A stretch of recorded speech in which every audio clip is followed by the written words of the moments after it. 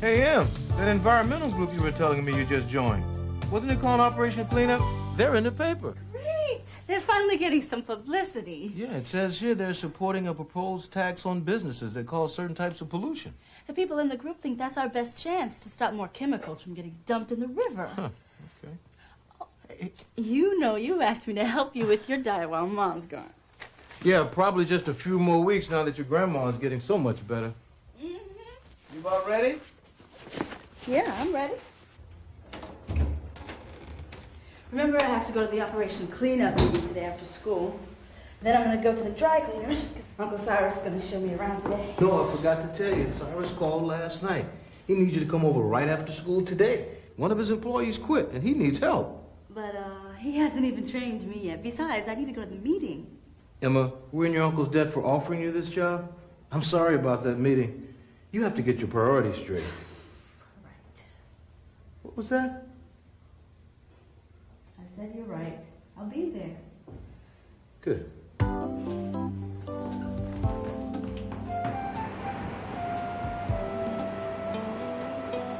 Okay, Emma, you get the next customer. Now remember, just because you have straight A's doesn't automatically mean that you have the brains or the talent to be a good dry cleaner's assistant.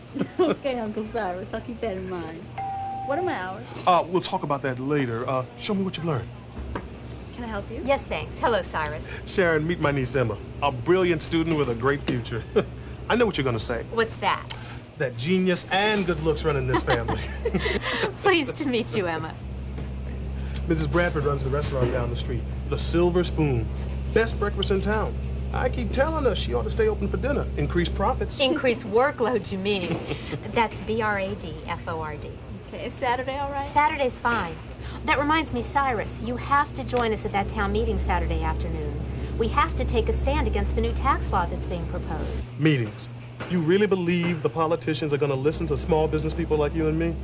Forget it. Suit yourself.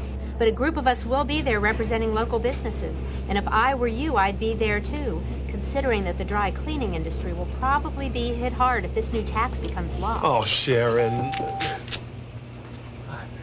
Why is that? Why will the dry cleaners be affected? Well, dry cleaners use chemicals every day, chemicals that have to be used and disposed of properly. Well, I've got to run. Thanks a lot. Bye-bye. Uncle Cyrus, you don't think the new tax law is going to be that bad, do you? Maybe in the long run. In the long run? You try running a business in the long run. They ought to take all those crazy environmentalists stirring up trouble and make them run my business for 1 week. Maybe that'd show them all the harm they're causing. Maybe they're just trying to make the water safer and the air safer for everyone. Maybe they're just trying to put me out of business.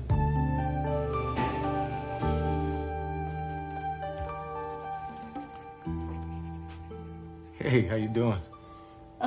Okay, I have a history exam tomorrow. Yeah. How about you? I'm doing pretty good, except for Michiko. Oh, is she new?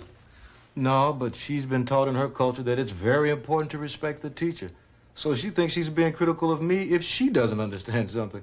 It's holding back her progress learning English. I think Uncle Cyrus is being held back. Held back? Please. His business is doing great. That's not what I mean. I was at the shop today, and one of his customers was talking about that new tax law. Right.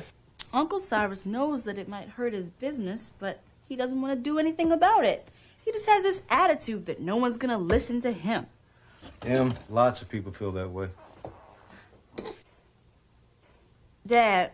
Dad? What? Okay.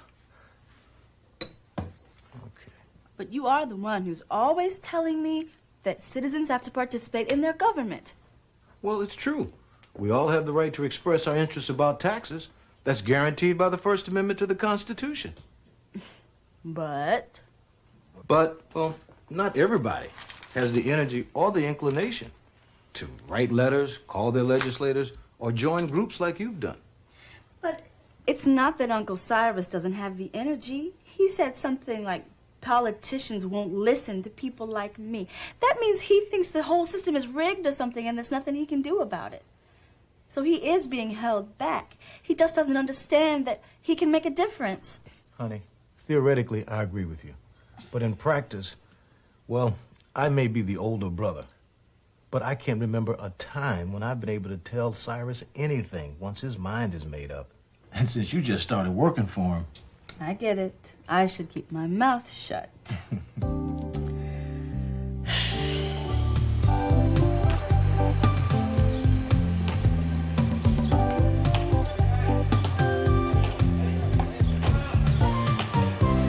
Okay, everybody. Thanks for coming. For those of you who haven't met him, this is Franklin Taylor from the City College. He's going to be working as the Operation Cleanup Liaison with other environmental groups. As you all know, there's a town meeting this Saturday to discuss the proposed tax law. So we decided that it was very important to make sure that everyone from our group had down the basics. We all know the environmental issues. Our primary goal is to stop the pollution of our rivers. Right now, we've been given an opportunity with the proposed law to make an impact on the businesses that pollute. But for you to understand how all this works, you need to be familiar with the basics of how a tax bill becomes a law. Now, you may remember this from history class, or maybe not. Anyway, here's my show. Can everybody see? Yeah.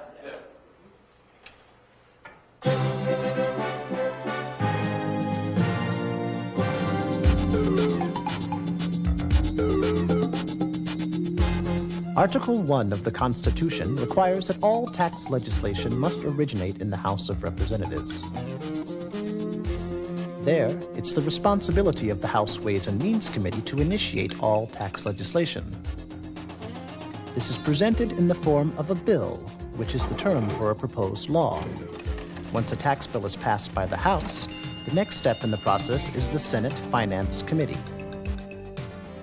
Once the Senate approves a tax bill, it is voted on by the entire Senate.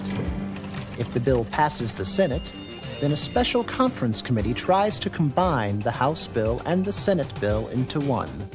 That isn't always easy. After the conference committee agrees on one version of the bill, that version is reported back to both the House and the Senate and is compromised version. If it is adopted, the revised bill is sent to the White House. The president has the option of signing the bill into law or of vetoing it. In order to override a presidential veto, it takes a 2/3 vote of both houses of Congress, another example of the system of checks and balances in our government. So, instant replay. Here's how tax legislation works. In the House of Representatives, the House Ways and Means Committee initiates the tax bill. When this bill passes the House, it goes on to the Senate Finance Committee, and when it passes there, it's voted on by the Senate. Then, a committee works on a compromised version of the House and Senate tax bills. This version is taken back to the House and Senate for a vote, and if it passes, the bill goes to the President for approval or veto. A 2/3 vote by House and Senate will override a veto. Any questions so far? Yes. What part do groups like Operation Cleanup play in all that? What's our role? A good question. We're a kind of special interest group, a pressure group. We put our views forward to our representatives in Congress as forcefully as we can. Yes. But when there are groups or individuals who oppose what we're trying to do, There's always going to be conflicting interests. So how do they get resolved? Right. Tax policy is usually a compromise that is made up of the considerations of the various interests of the citizens and the legislators. But, you know, sometimes a squeaky wheel does get the grease. So that's why it's important for all of us to go down to the town hall on Saturday and talk to Congressman Galdos about our main interest, the environment. Thank you, everybody.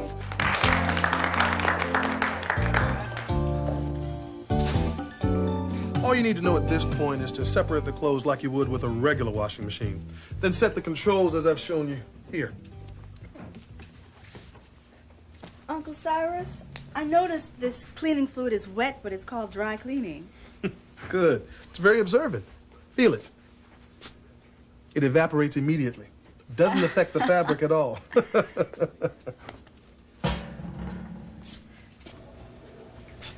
Uncle Cyrus, what do you think? Is it a problem using all these chemicals every day and disposing of them? Sure, it's a problem. There's dry cleaning machinery on the market that's better. Doesn't let chemicals in the air where we work. Makes it easier to dispose of. But it costs a lot of money, and I can't afford it. Especially if I'm going to have another tax slapped on me. Chemicals are a fact of life, and if the government wants to run my business, then they should pay the price. That's a good idea. That's a stupid idea. I'm just running off at the mouth. There is no Santa Claus, Em. The government's not going to help me with my problems. But really, let's talk to Dad about it. He said you're coming to dinner. I'm making dinner. So, am I a good cook or what? Huh? I was doing great on my diet until now. Are there any plots the two of you been cooking up behind my back? Well, actually, I wanted to talk to you about Uncle Cyrus's business. Hey, see? She's trying to take over already. Dad, you know that new tax law they're talking about. Yeah. It's supposed to tax businesses that are doing the polluting so they'll clean up their act. But what if there was, instead of a tax, some sort of incentive for cleaning up? Well, one type of incentive like that is a tax credit. What's that mean exactly, tax credit? It means you get a certain amount deducted from your tax bill, a credit. In your case, for what you might spend to make cleanup improvements. Like buying new equipment that doesn't pollute. Sure. Your tax bill gets reduced by 100% of the credit. So you're saying I spend $1,000 on new equipment and I get a $1,000 reduction on my tax bill? That's how a tax credit works. But what you get it for now depends on how the bill is written.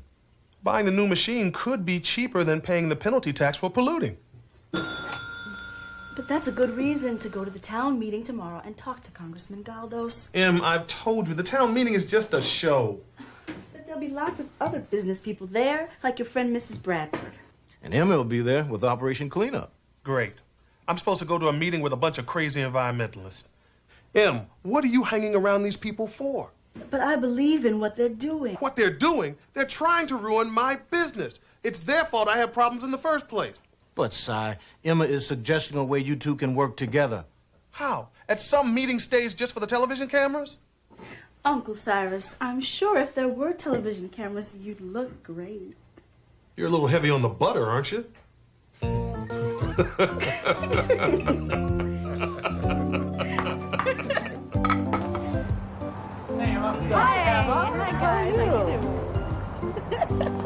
You know, all this environmental stuff is really paying off.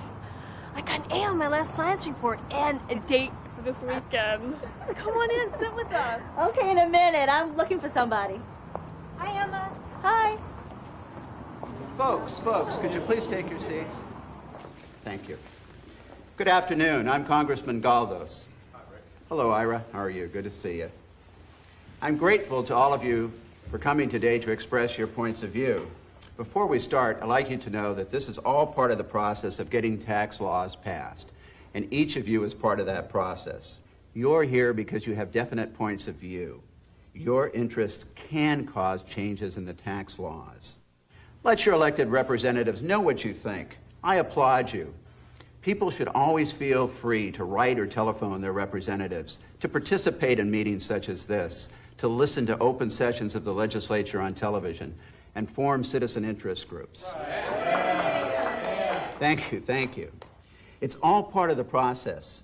You see, the final version of any tax law represents a balance, and often a compromise among many different interests, often conflicting interests. It's our job as representatives to examine each point of view shown to us and to try and come up with the best solution to the problems. Today, we're going to be listening to various interest groups about this proposed legislation. Speaking first in favor of the tax is Operation Cleanup. And then we'll be hearing from the Community Business Association on the possible negative impacts of the tax. Are there any questions so far? Excuse me. Would you please identify yourself, sir? I'm Cyrus Harper, a local businessman. I wanted to ask, could we talk about a tax credit for businesses that clean up the environment? Well, that sounds very good. I'll be glad to hear your ideas. Not mine, hers. I believe in giving credit where credit is due. I'm so glad you came. Well, I was just testing. I wanted to see if the congressman would really listen to us or if it was all for show. So far, so good.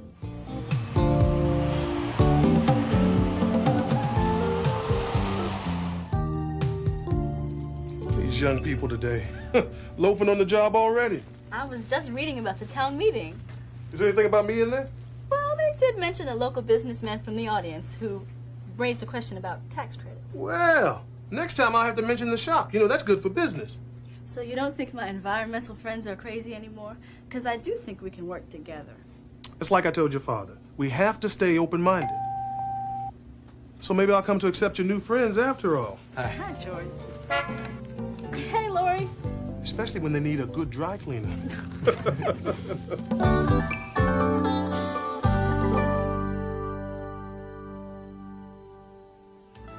The content of Understanding Taxes was developed in cooperation with school and economic education agencies from across the United States and Economics America, the National Council on Economic Education. Understanding Taxes was produced under the supervision of the Agency for Instructional Technology in association with Action Productions Incorporated and Educational Film Center. Funding was provided by the Internal Revenue Service.